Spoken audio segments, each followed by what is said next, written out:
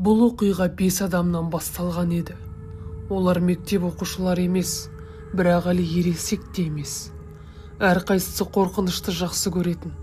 Интернетке видео түсіріп, шын қорқынышты заттар бар ма деп дәлелдегісі келетін. Олар орманға кірер алдында бір қартты көрді. Қарт қолындағы таяғымен жолды жауып тұрып, бұл орман адамды жібермейді, әсіресе түнде деді. Бірақ ешқандай бала тыңдамай, керісінше ата айтқан сайын қызығып, сол орманға қарай кетіп қалды. Алғашқы күні бәріне қызық болды. Олар күліп, көптеген видеолар түсіріп, енді интернетте тиктокта дамитын болдық деген оймен жүрді. Кешке шатыр тікті, от жақты. Қыздар өздері билеп көңіл көтеріп, ұлдар болса өздерімен өздері от жағып, оқиғалар айтып отырды. Бірінші түнде бірақ ештеңе болмады. Екінші түнде біреу шатырда айналып жүргендей дыбыс естілді. Барлығы ұйықтап жатқанда оны бір қыз ғана байқады. Үшінші түнде ағаштардың арасында адамға ұқсас көлеңке көрінді.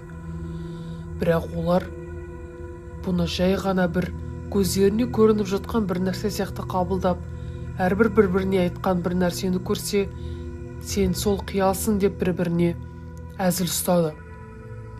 Бесінші түнде ең тыныш, ең көп күлмейтін бала түнде оянды да, біреу мені атыммен шақырып жатыр деді. Олар сыртқа шыққанда ешкім болмады. Бірақ орманның ішінен сыбыр естіліп жатқан сияқты.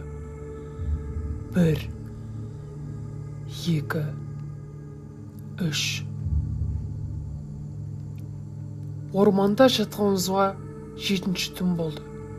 Таңертең оянғанда оның орны бос еді. Телефоны шатырының ішінде, камерасы қосылу тұрды.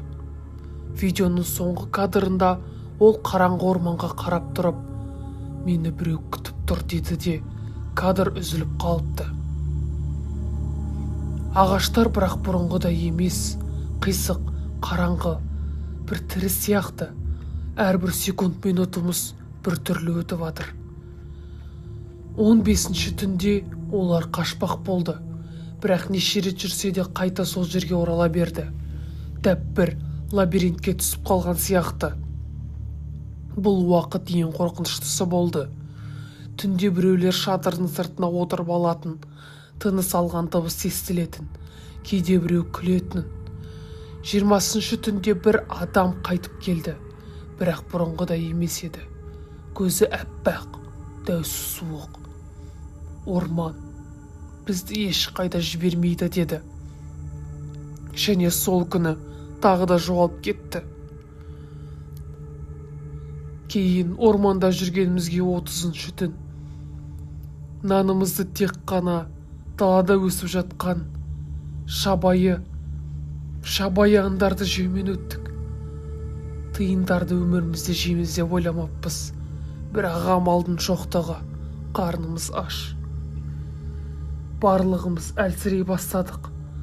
Тамақта, ұйқыда маңызды емес болып қалды. 50-ші түнде бір адам өзімен өзі сөйлеп отырды.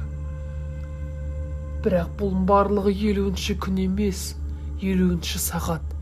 Ал бізге әрбір түн бір сағатта емес, әрбір күнде өтті. Және де уақыт өткен сайын қартайып бара жатқан сияқтымыз.